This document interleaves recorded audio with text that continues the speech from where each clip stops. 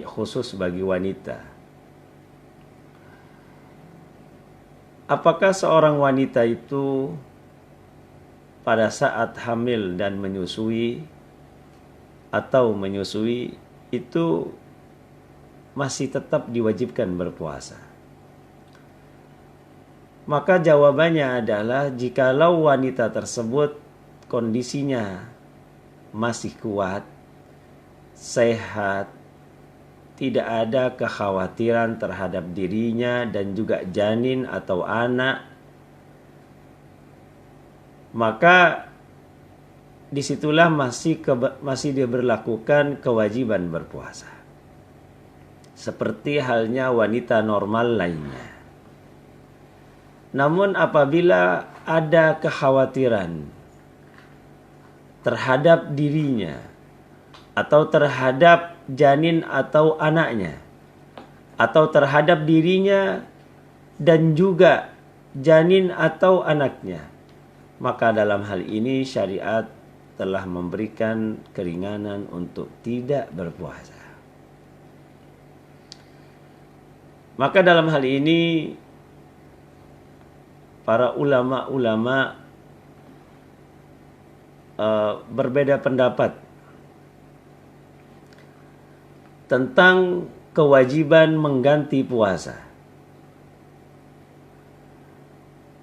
Dalam pandangan mazhab Syafi'i dan juga diikuti oleh sebagian mazhab yang lainnya, itu apabila seorang yang hamil atau menyusui khawatir terhadap dirinya sendiri, maka diwajibkan atasnya mengganti puasa dan tidak wajib membayar fidyah. Kemudian apabila khawatir terhadap dirinya dan anaknya atau terhadap anaknya saja, maka diwajibkan selain daripada mengganti puasanya juga harus wajib membayar fidyah.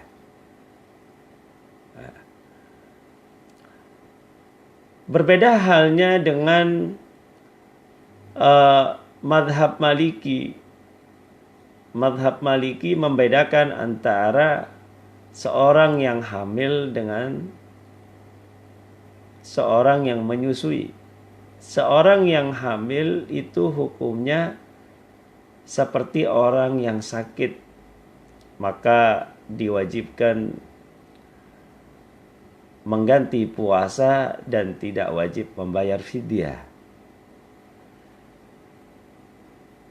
Kemudian bagi orang yang menyusui, wanita yang menyusui tidak berpuasa karena khawatir terhadap dirinya atau anaknya, maka dalam pandangan mazhab Imam Malik diwajibkan mengganti puasanya dan juga ditambah membayar fidyah.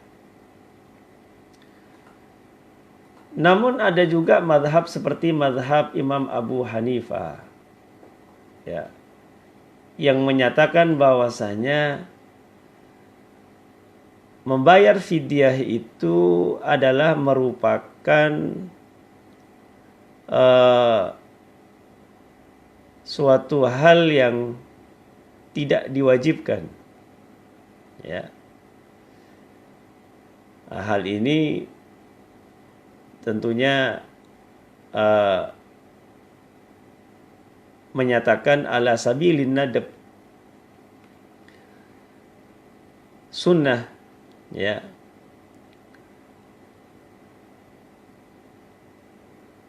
Dan itu terambil daripada suatu hadis Rasulullah sallallahu alaihi wasallam yang diriwayatkan dari Anas bin Malik Al-Ka'bi, bahwasanya Nabi sallallahu alaihi wasallam bersabda, "Innallaha ta'ala wada'a 'anil musafiri as-shauma wa syartar shalah wa 'anil hamil awil murdi as-shauma aw qala as-siyam." Sesungguhnya Allah Subhanahu wa taala meringankan beban orang yang bepergian untuk berpuasa dan sebagian menggugurkan sholatnya. Ya, dan menggugurkan sebagian sholatnya, maksudnya bisa mengqasar. Wa 'anil hamil awil murdi as-shauma. Dan juga menggugurkan beban seorang yang hamil dan seorang wanita yang menyusui berpuasa.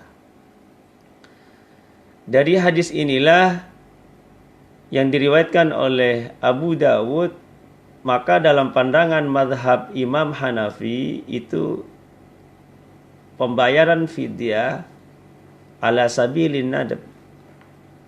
Ya.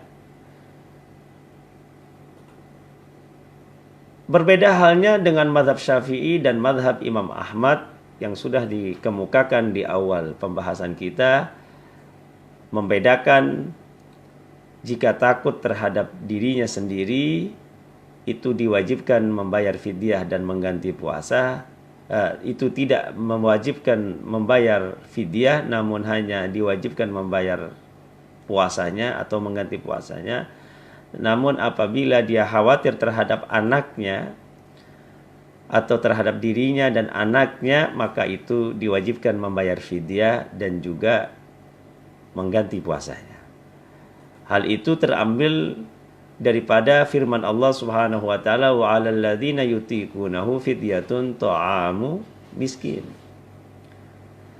Dan atas orang yang tidak mampu berpuasa maka membayar fidyah, memberikan makan orang miskin. Maka dalam hadis ini yutiqunahu ay la yutiqunahu, ulama tafsir mengatakan, yaitu yang tidak mampu. Yang tidak mampu di situ masuk di dalamnya adalah orang yang sudah tua, lansia, orang yang sudah sakit, ya, menahun, sukar untuk berpuasa dan tidak dapat disembuhkan penyakitnya. Kemudian masuk di dalamnya juga adalah wanita yang sedang hamil dan menyusui yang tidak berpuasa dikarenakan khawatir terhadap anak atau khawatir terhadap diri dan anaknya. Itulah dalil yang digunakan oleh mazhab Syafi'i dan mazhab Imam Ahmad.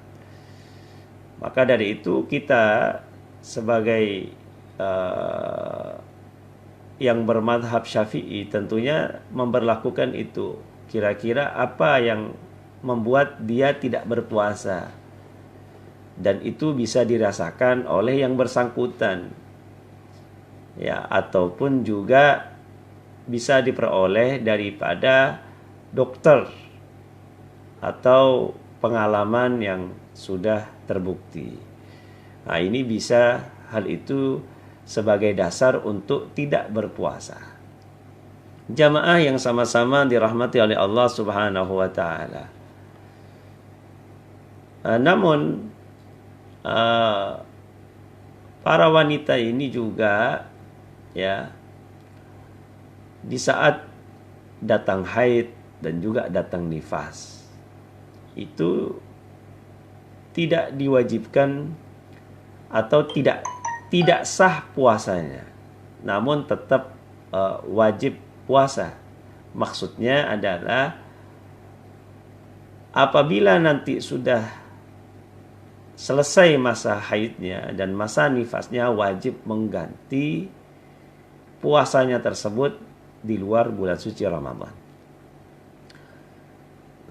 Dan tidak boleh memaksakan, ya, berpuasa saat kondisi haid atau nifas.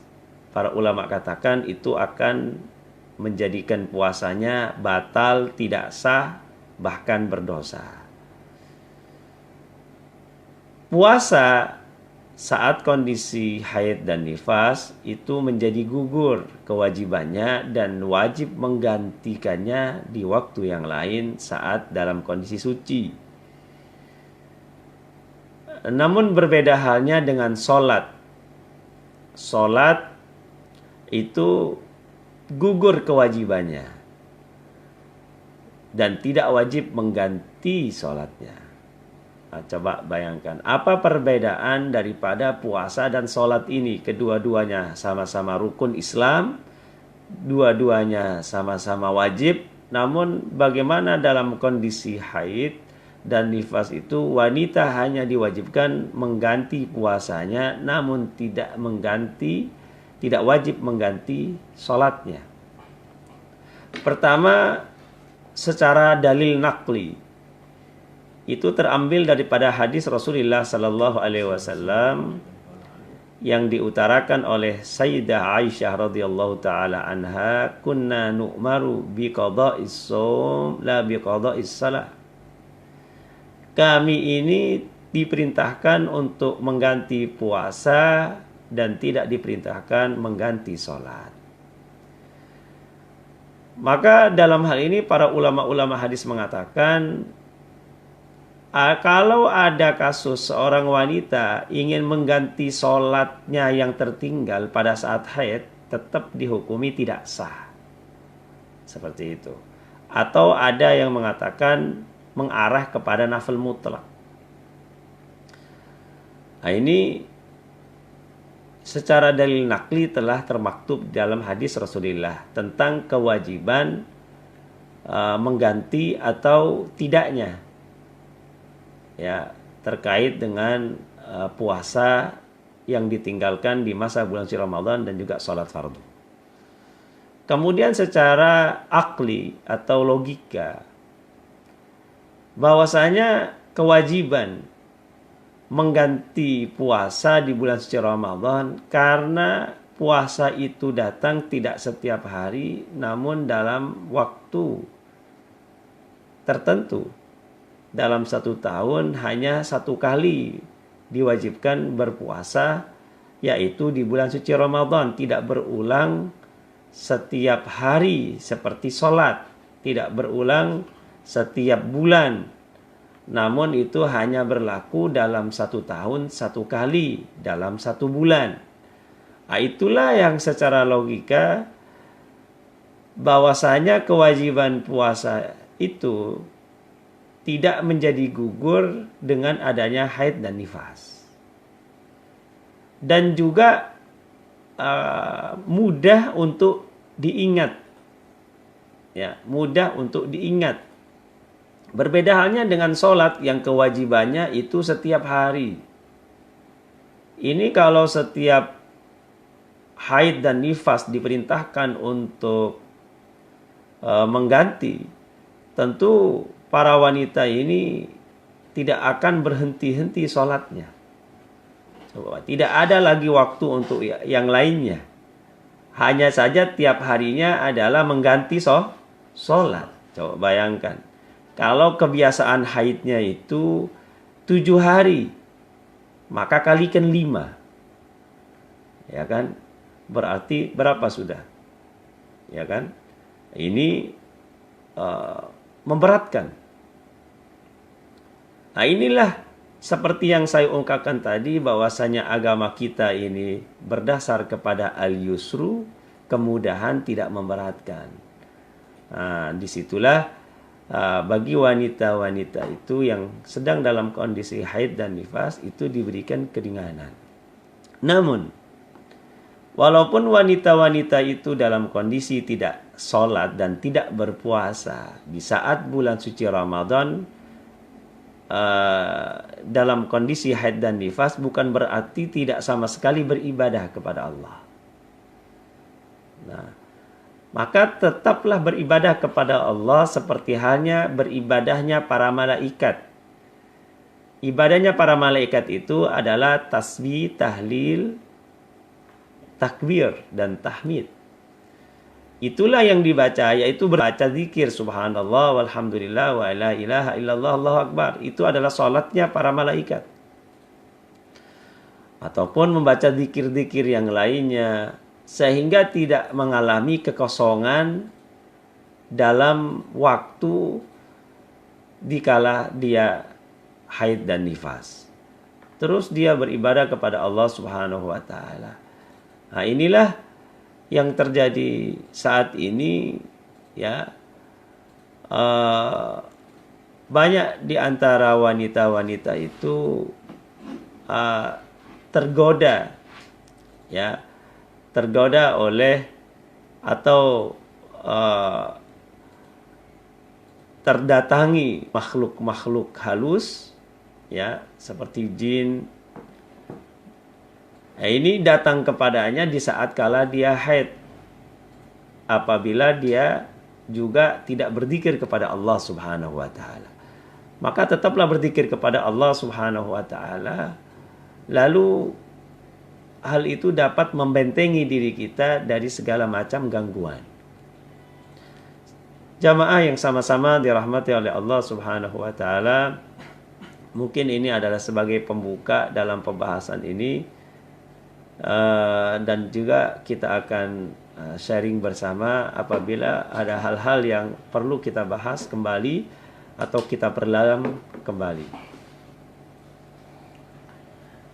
Ya, demikian sahabat RAL pendengar di mana saja berada, kita sudah menyimak apa yang disampaikan oleh Ustadz Ali Imran Sultan tadi perkara puasa, yang mana kita disuguhkan satu pembahasan berkaitan dengan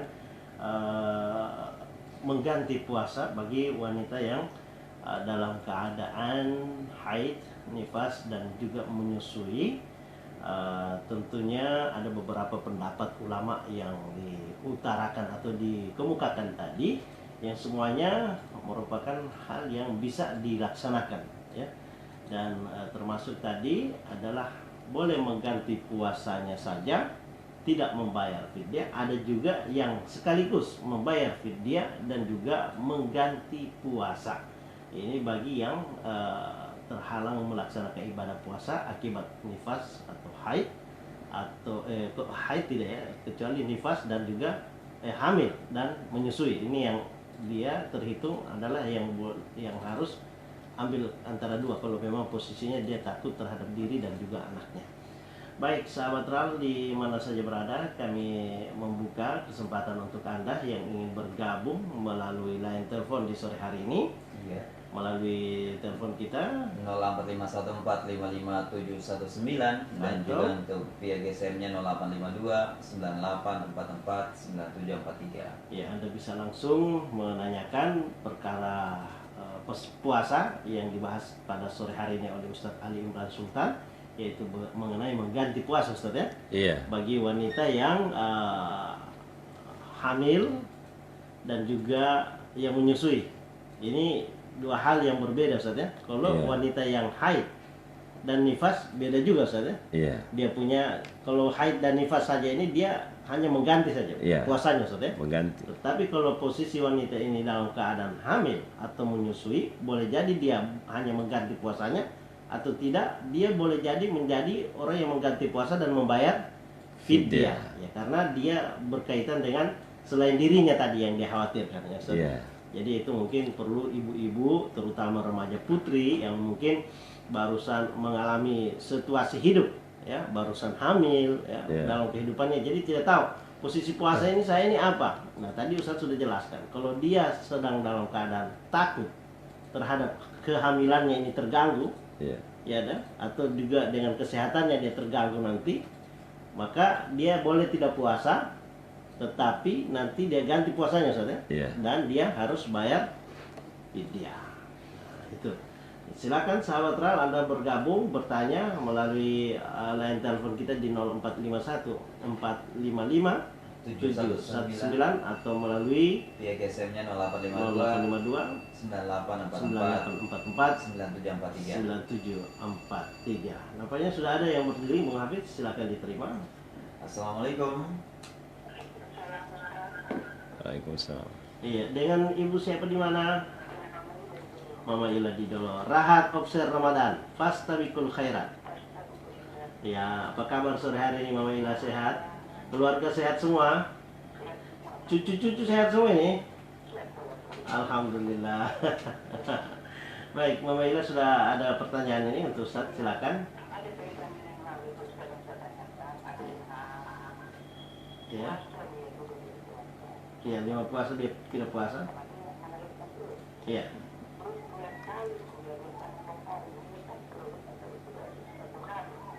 Bagaimana? Oh iya, 5 tahun.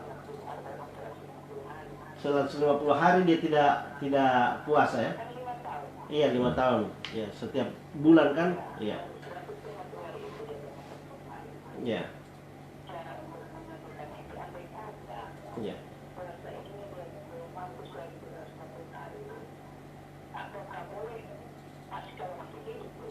Iya.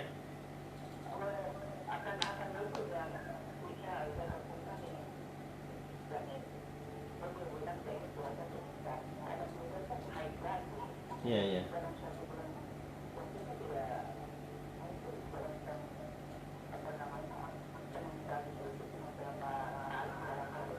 Iya. Paling 8 kali ya mungkin.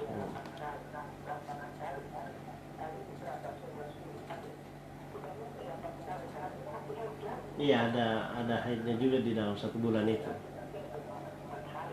Iya. Iya, jadi ini baik.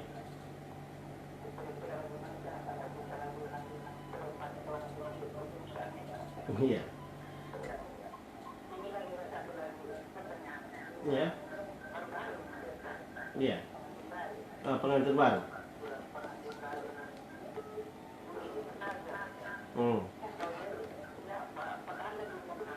Iya.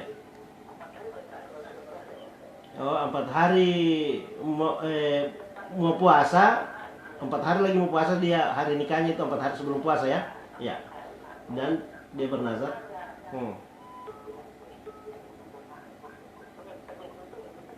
Iya.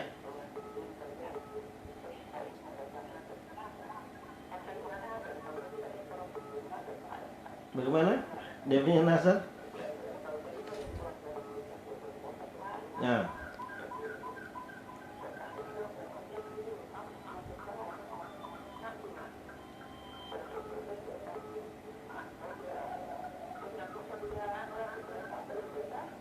Iya.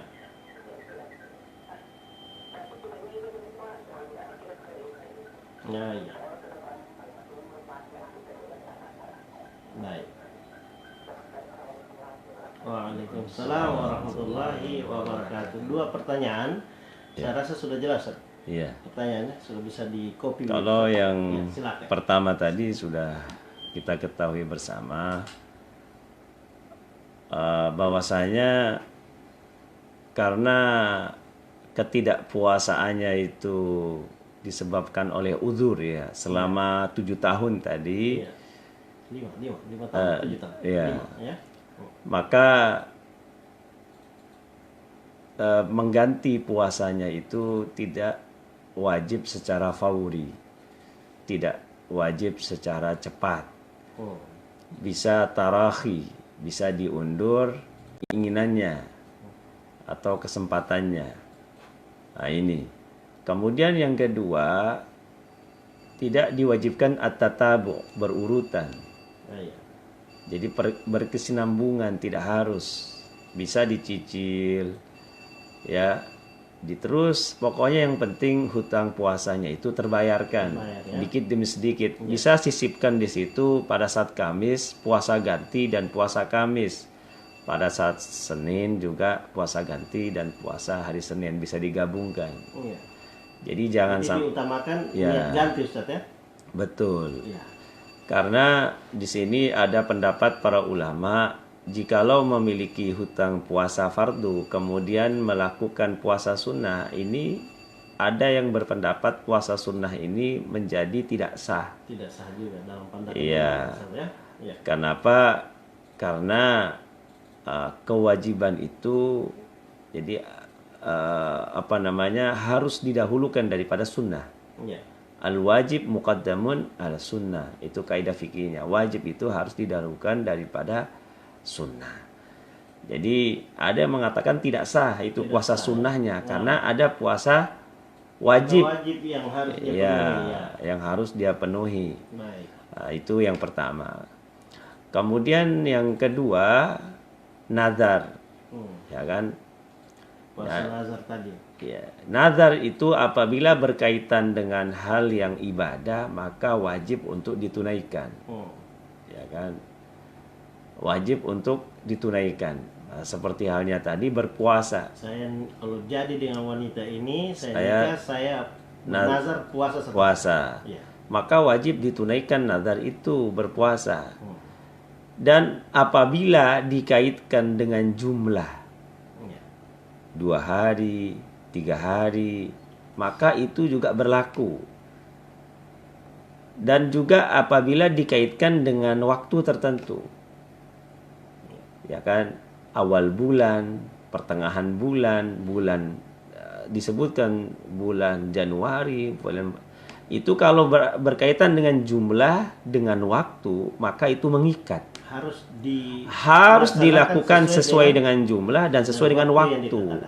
Sekarang kalau seumpamanya bernazar tanpa terikat jumlah, tanpa terikat waktu, tapi terikat jumlah. 1 hari tadi ada jumlah. Dia bilang saya kalau jadi dengan wanita ini menikah, maka saya puasa 1 hari. Pembayaran atau pelaksanaan menazar itu jadi di kapanpun saja. Kapanpun. Ya.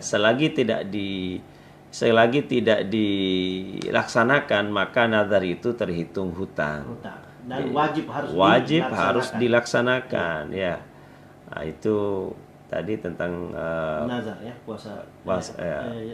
Nazar tadi yang diucapkan. Ya, nazar tadi ya, seperti itu. Jadi ini yang tadi bernazar, kalau memang dia nazarnya tidak mengikat waktu, maka dia boleh nanti kalau belum sempat saat ini karena ada puasa wajib Ustaz ya. Iya. Puasa Ramadan ya diusahakan mungkin sesudah puasa Ramadan secepatnya ya Ustaz. Iya. Dibayar ini nazarnya. Betul. Harus secepatnya. Tidak juga ya. Ya, tapi lebih bagus cepat agar supaya tidak ada lagi beban dan hutang. Ya. Ya betul. Karena kewajiban itu kan sebagai beban. Ya, baik.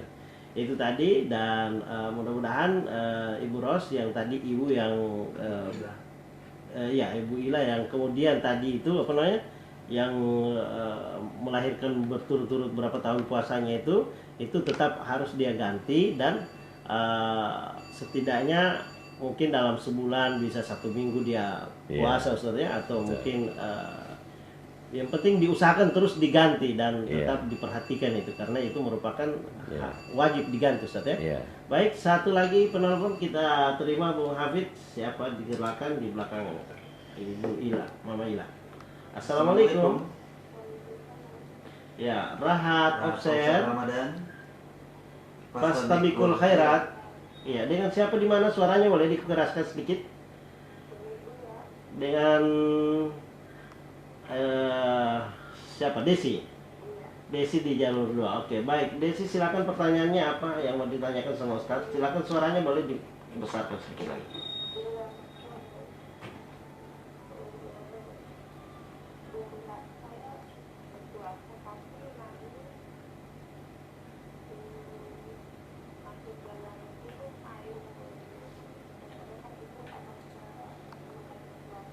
Jadi waktu sedang puasa kemarin 2 hari lalu ya.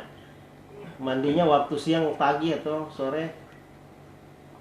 Mandi pagi ya, kemudian tanpa sengaja masuk di hidung dan langsung ke tenggorokan. Dan langsung ditelan atau diusahakan untuk dikeluarkan. Iya, jadi ini bagaimana situasi posisi puasanya ya? Iya, itu satu pertanyaan. Masih ada? Baik, itu saja. Ya, terima kasih Desi pertanyaannya. Selamat menunaikan ibadah puasa selalu dalam lindungan Allah Subhanahu wa taala. Baik, sudah ada pertanyaan tadi? Mungkin bisa langsung dijawab. Ya. Mandi saat berpuasa. Kalau mandi itu adalah mandi wajib atau mandi sunnah, yang mana keduanya itu adalah suatu hal yang diperintahkan oleh syariat, ya, maka dalam pelaksanaannya itu harus mengguyur seluruh badan. Ya. Akan tetapi tidak disunahkan atau dianjurkan mandi dalam kondisi menyelam, dengan cara menyelam. Itu disunahkan. Ya, dalam mandi wajib dan mandi sunnah tidak dianjurkan Tidak untuk dianjurkan ya. mandi dengan cara menyelam. Menyelam. Jadi yang Kalau dalam keadaan puasa. dalam keadaan puasa. Iya. Jadi alasannya adalah kekhawatiran dalam masuknya air itu ke dalam rongga-rongga tubuh kita. Nah, itu yang pertama tadi. Kemudian kalau mandi itu bukan mandi wajib, bukan mandi sunnah. Ya. Nah, sekarang kalau mandi wajib, mandi sunnah, mandinya pakai shower Ya. atau pakai gayung.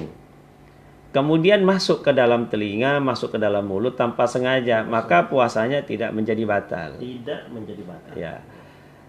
Tapi kalau seumpamanya mandi mubah, ya, mandi mubah itu mandi litabarrud, Oh. mandi untuk menyegarkan badan, Nah, ya. atau mandi untuk menghilangkan gerah karena berkeringat ingin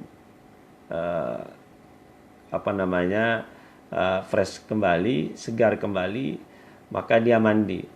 Nah, dalam hal ini mandi yang berkategorikan mubah ini itu tidak dianjurkan untuk dilakukan di siang hari. Oh. Nah, kalau dia mandi, maka usahakan jangan menyiram kepalanya, ya kan? Atau kalau dia itu menyiram kepalanya, berhati-hati jangan sampai ada yang masuk ke dalam telinga atau ke dalam hidung, karena dalam mazhab Syafi'i hal itu dapat membatalkan puasanya, ya kan? Walaupun ada mazhab yang lain yang mengatakan tidak, ya kan? Tapi kalau dalam mazhab Syafi'i itu bisa membatalkan karena masuk dalam kategori jauf, bagian dalam organ tubuh kita melalui rongga. Nah, ini ya, atau yang disebut dalam bahasa fikihnya itu al-manfat al-maftuh. Jadi rongga yang terbuka seperti hidung, telinga, itu dalam mazhab kita tidak boleh dimasuki. Ya, baik dengan air atau dengan benda lain, ya. Seumpama telinga kita gatal, ya itu hanya bisa digaruk pakai jari kelingking, Ya. tanpa kuku, ya kan? Nah, sehingga batas di mana di situ bisa dijangkau oleh kelingking itu atau jari kelingking itu, maka tidak batal. Di belakang daripada itu bisa batal. Maka jangan, kalau mengorek kuping jangan pakai tusuk telinga. Ya, itu ketempat ya. Ya, cotton bud. Ya. Biasa pakai paniti. Ya, jangan. Ya. Atau pakai kunci dan seterusnya, itu menjadi batal. Ya. Ya kan? Karena di situ kiasnya adalah menyangkut masalah makan dan minum. Ya, di mana makan dan minum itu adalah aktivitas memasukkan sesuatu ke dalam rongga, yaitu mulut, ya, sehingga masuk ke dalam bagian batin atau dalam tubuh kita. Nah, itulah sehingga itulah yang tidak dianjurkan untuk kita mandi mubah. Mandi mubah tadi Ya, mandi mubah tidak itu ada sebab. Ya. Karena tidak ada sebab yang mewajibkan atau mensunahkan kita mandi. Ya. Hanya karena memang supaya saya Biar segar, ini ya. puasa, jadi mau mandi dulu supaya Justru segar ulang. ya, Nah, ini yang dilarang. justru puasa itu ingin terlihat susahnya. Iya. Biar kita merasakan bagaimana lapar dan haus dahaganya. Ya, jadi kita sebenarnya kalau sudah puasa dapat dia punya kesusahan itu, nikmati itu kesusahannya. Iya. Kesulitannya itu dinikmati. Sehingga nilai itu kalau dihilangkan itu akan mengurangi nilai pahalanya juga. Iya. Tapi kalau memang kesusahan itu Sa- tidak menyebabkan ya, sakit, ya, tetap betul. pertahankan. Saudara. Betul. Ya. Lanjut. Masih ada satu penelpon, Bung Hafid, kita terima dulu. Assalamualaikum. Iya.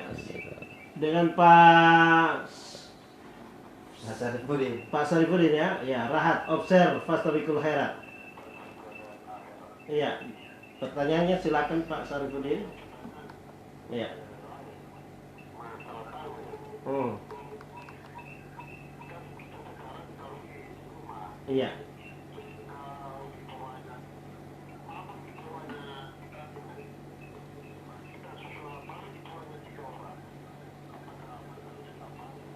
Bagaimana? Iya, iya. Baik, itu saja. Ya. Iya.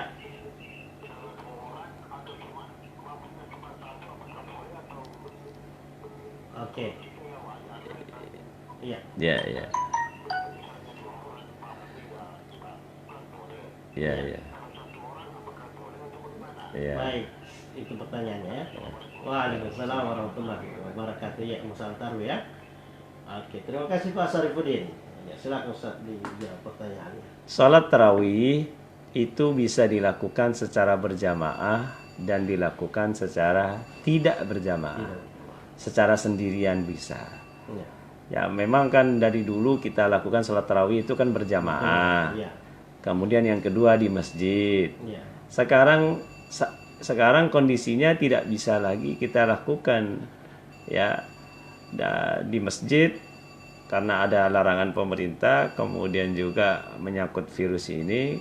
Lalu kita lakukan di rumah sendiri, tidak ada orang, maka boleh melaksanakan sholat tarawih secara sendiri. Saya kira kalau semuanya imamnya hanya satu orang, Ustaz, kalau sholat ya, kalau ada satu makmum saya apa dikategorikan ya sholat tetap jamaah itu atau ya tidak? berjamaah. Itu sudah boleh. Sholat berjamaah itu minimal 2 orang, Ya. satu yang imam, satu makmum, Ya. minimal, ya kan? Kalau sholat sendiri itu namanya tidak berjamaah. Baik. Ya. Ya, mudah-mudahan Pak Sarifudin sudah mendapat jawabannya. Masih ada penelpon satu, Bung Hafid? Ya, kita masih menantikan. Iya, kalau masih ada kita akan terima, kalau tidak kita akan closing. Sudah ada pertemuan yang bergabung? kita. Iya, silakan. Assalamualaikum. Iya, ya, dengan Pak apa namanya? Rahat Obser Fastabikul Khairat. Iya, dengan Bung Suhlan, silakan ada pertanyaan. Iya, si Bobi ya.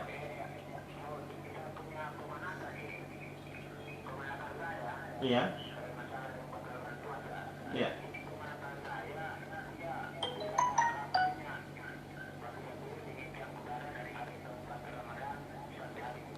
Iya.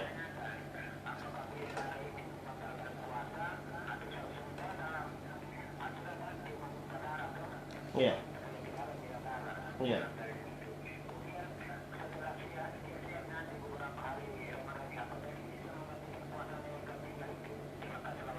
Ya, waalaikumsalam warahmatullahi wabarakatuh.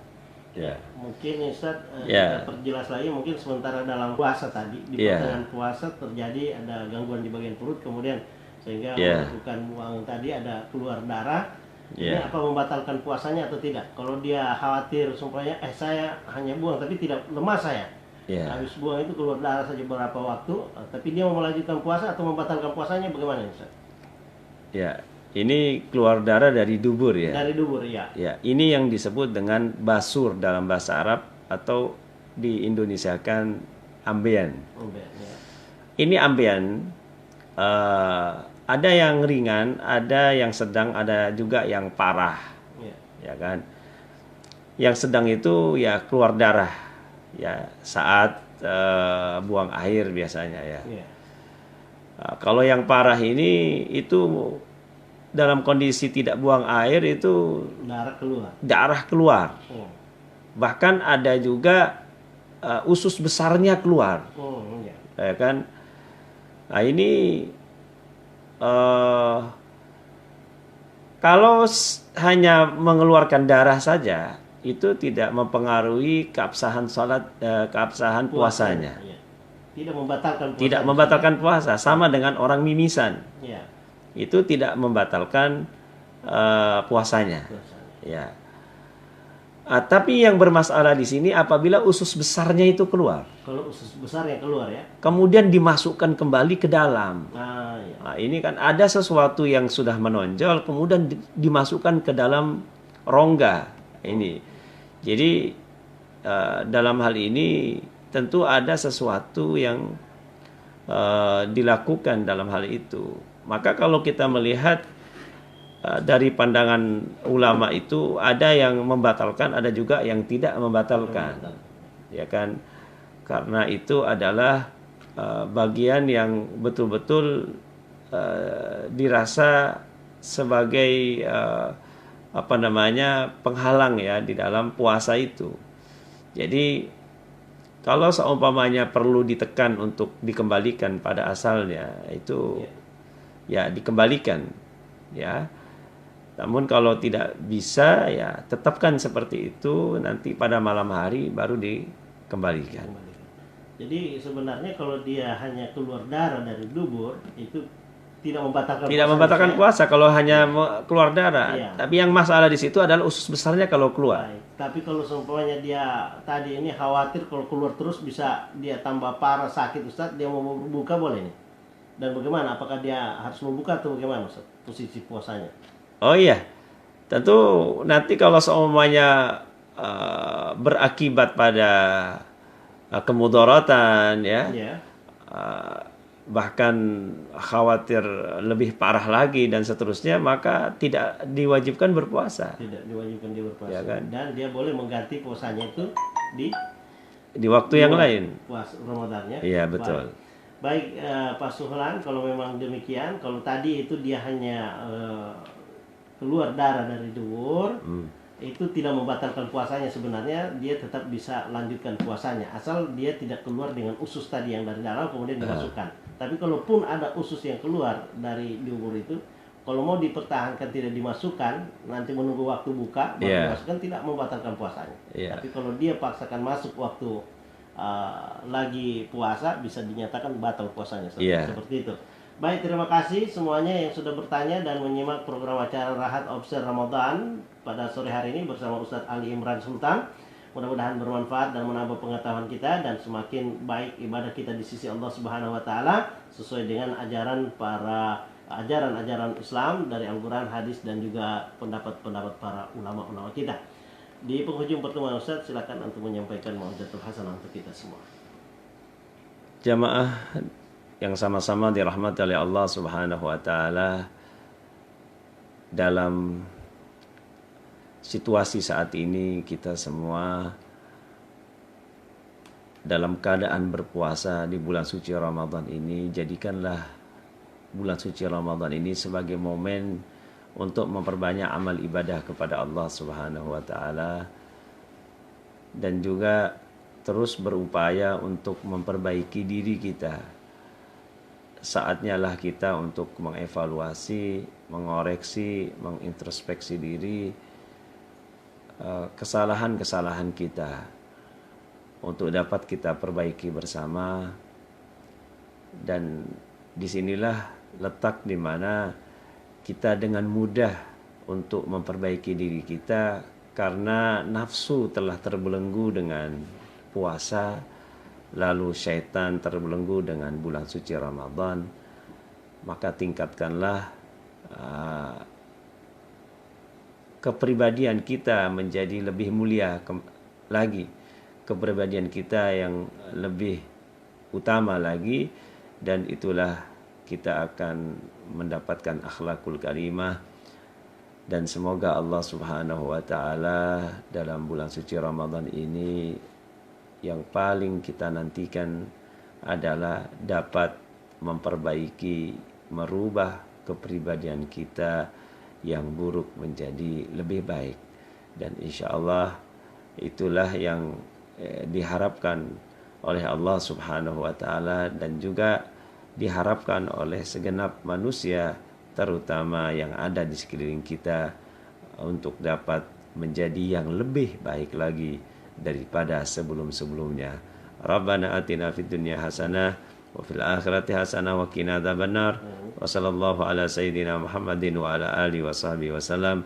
Walhamdulillahi rabbil alamin. Kurang lebihnya mohon dimaafkan. Wallahu musta'an. Assalamualaikum warahmatullahi wabarakatuh. Waalaikumsalam warahmatullahi wabarakatuh. Syukran Ustadz Ali Imran Sultan sudah mengisi program acara Rahat Obser pada sore hari ini. Juga terima kasih ada Sayyid Muhammad Al-Atas sudah menikmat, ada juga Nazma ya. dari Bulungan mungkin ini Ridwan Laki, ya, ada Bung Hafid juga menyimak, ada Iswati Yojo, assalamualaikum juga mungkin lagi di poso ini, ada Akhina Muhammad Haikal Al Idrus, ya mungkin di Palu atau di Pondok Pesantren Madinatul Ilmi Dolok. Juga ada Ustadz Fikri Bajuber, syukran sudah menyimak semuanya. Mudah-mudahan Ustadz Fikri Bajuber juga bisa mengisi program kita di Radio Al Hayat. Biasanya sebelum Ramadan beliau aktif juga mengisi, dan juga Ustadz Abdul Haris Abdullah. Terima kasih semuanya sahabat RAL dan pendengar di mana saja berada atas kesetiaan dan kepercayaan Anda untuk menyimak kami di sore hari ini di program acara Rahat Obser.